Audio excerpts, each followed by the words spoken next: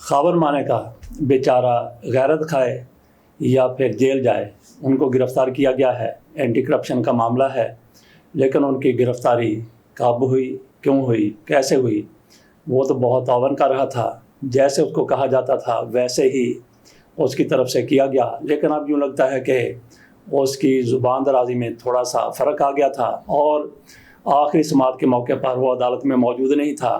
وہ پاک پتن سے اسلام آباد کی عدالت میں نہیں پہنچ سکا تھا، تو اس کو پھر وہاں پہ پہنچا دیا گیا۔ یہاں پہ اس کی چیخیں اب اونچی اونچی نکل رہی ہیں کہ مجھے چھوڑو، مجھے بتاؤ، مجھے جہاں لے جانا ہے لے جاؤ، میں حاضر ہوں۔ یہ تو ایک اندازہ کیا جا سکتا ہے کہ وہ اس طرح کہہ رہا ہوگا، لیکن یہ بھی ہو سکتا ہے کہ اس نے غیرت کھا لی ہو، اس کے خاندان نے کہا ہو کوئی تو شرم کرو، کوئی تو غیرت کھا لو۔ اس نے غیرت کھانے کے بعد یہ فیصلہ کیا گیا ہو کہ اس کیس کو میں نے نہیں لڑنا، جو میرے کہنے پر مجھے کہلوا کر جھوٹ کے پاؤں پر کھڑا کیا گیا تھا، اس لیے اس کی وجہ سے تھوڑا سا پسپائی اختیار کی گئی تو اس کو جیل بھیج دیا گیا۔ اب وہ جیل سے باہر نکلتا ہے، کب نکلتا ہے، نکلتا بھی ہے نہیں نکلتا، اس کی غیرت برقرار رہتی ہے یا نہیں رہتی۔ مطلب یہ ہے کہ اب جو اس نے غیرت کھائی ہے کہ میں نے اس کیس کی پیروی نہیں کرنی، ویسے تو اس نے پہلے بھی کئی مرتبہ غیرت کھائی اور غیرت اس نے پھر اگل بھی دی تھی۔ اب دیکھتے ہیں کہ خاور مانے کا وہ اپنے اس فیصلے پر قائم رہتا ہے یا پھر اس کو جیل سے ہی گواہی کے لیے پھر لے جایا جاتا ہے۔ عمران ریاض خان کی گرفتاری ہوئی، عمران ریاض خان حج پر جا رہے تھے، ان کو حج پر جانے سے روک دیا گیا۔ اس پر میں کہتا ہوں کہ اللہ کا شکر ہے کہ عمران ریاض خان کو گرفتار کیا گیا ہے۔ عمران خان کی بات کر رہا ہوں کہ جب ان کو سائفر کیس میں سزا سنائی گئی، اس کے دوسرے روز میں نے آرٹیکل لکھا تھا، شکر ہے عمران خان کو قید کی سزا ہو گئی۔ کیسے کوئی بندہ شکر ادا کر سکتا ہے کسی کو سزا ہو جائے؟ لیکن سائفر کیس میں عمران خان، ساری دنیا کو پتا ہے کہ سائفر کیس کس طرح سے بنایا گیا تھا۔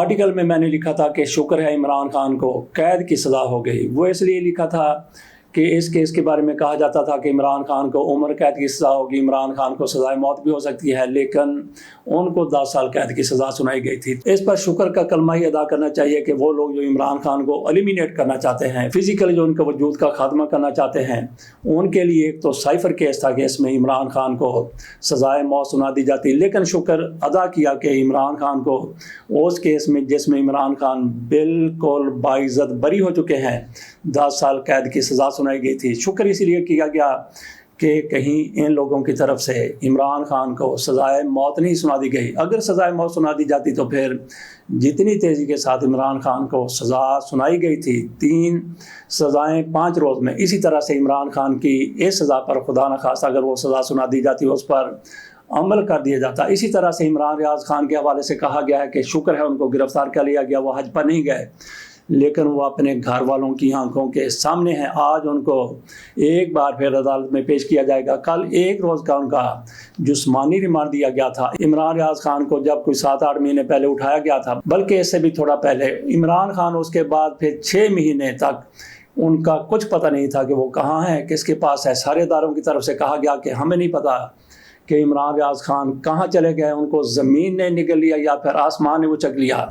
تو عمران ریاض خان کو اب گرفتار کیا گیا ہے، حج ان کا رہ گیا ہے۔ اب تک تو یہی نظر آ رہا ہے کہ وہ حج پر نہیں جا سکیں گے، لیکن وہ محفوظ ہیں، اپنے گھر والوں کے سامنے ہیں۔ آج پھر ان کو عدالت میں پیش کیا جائے گا۔ ہو سکتا ہے کہ ان کو جوڈیشل کر دیا جائے، اس کے بعد ان کی ضمانت ہو جائے۔ شکر اس لیے ادا کیا ان کی گرفتاری پر کہ وہ اپنے گھر والوں کے، اپنے ساتھیوں کے سامنے ہیں۔ اس طرح کی ان کی سچویشن نہیں ہے جیسی کوئی چند ماہ پہلے تھی کہ ان کا کچھ پتہ ہی نہیں تھا کہ وہ کہاں پہ ہیں۔ اس کے بعد جب ان کو حراست سے آزاد کیا گیا تو ان کی کیا حالت تھی، کئی مہینے تک وہ بھی علاج نہیں کر سکے تھے۔ اب چونکہ ان کو گرفتار کیا گیا ہے تو پتہ ہے کہ کس مقدمے میں گرفتار کیا گیا ہے، اور اس مقدمے کی خاص بات یہ ہے کہ کل تک یہ بات ہو رہی تھی کہ مدعی مقدمے نے کہا ہے کہ عمران ریاض خان نے کس طرح مجھ سے 2.5 کروڑ روپے لیا، مجھے واپس نہیں کیے، فائل اور پتہ نہیں کیا کیا۔ اب یہ پتہ چلا ہے، مدعی کہتا ہے مجھے تو پتہ ہی نہیں کہ یہ کیس کس نے درج کروایا۔ بہرحال دیکھتے ہیں، ادھر سرگودا کی عدالت محمد عباس صاحب کی طرف سے ایک اور لیٹر لکھ دیا گیا ہے جناب چیف جسٹس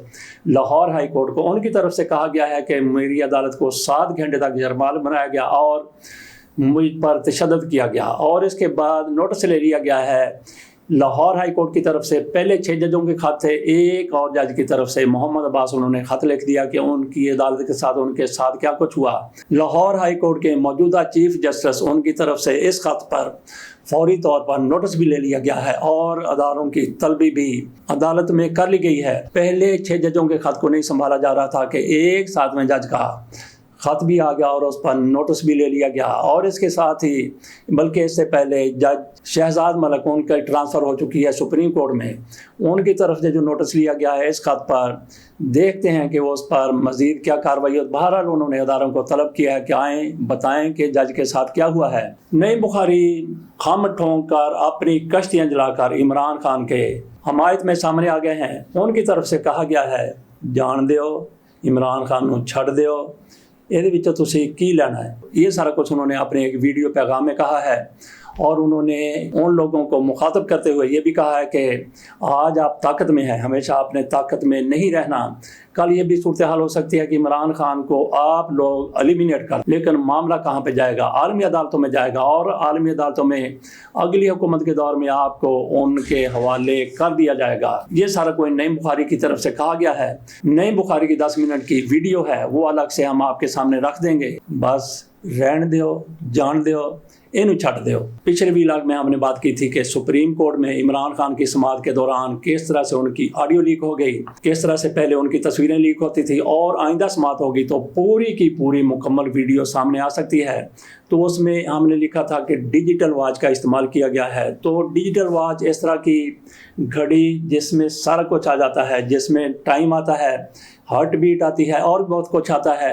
तो इसके ऊपर आपका मोबाइल भी काम करता है, व्हाट्सएप काम करता है। वैसे मैंने तो इसको डीएक्टिवेट किया हुआ मामले में, लेकिन व्हाट्सएप के ऊपर कॉल वो अभी तक एक्टिवेट है। उससे ये होता है कि जैसे ही व्हाट्सएप के ऊपर कॉल आती है, आपके मोबाइल पर भी कॉल आती है और उसके साथ साथ आपकी वॉच पर भी कॉल आती है। आप कॉल को सुन सकते हैं, जवाब दे सकते हैं।